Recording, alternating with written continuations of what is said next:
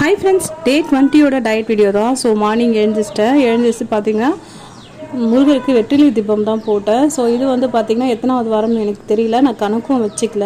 So சாமி கும்பிடுறது வந்து நம்ம கணக்கு செய்ய வேண்டாம், நம்மளால் எவ்வளோ தூரம் முடியுமோ அவ்வளோ தூரம் நம்ம பண்ணலான்னு சொல்லிட்டு தான் நான் பண்ணிகிட்ருக்கேன்.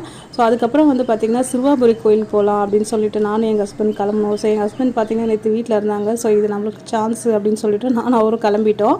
அதுக்கப்புறம் மார்னிங் பார்த்திங்கன்னா நான் பெருசாக வீட்டில் எதுவும் செய்யலை. சிகப்பு கவுனி அரிசியில் ஒரே ஒரு தோசை மட்டும் எடுத்துக்கிட்டேன்.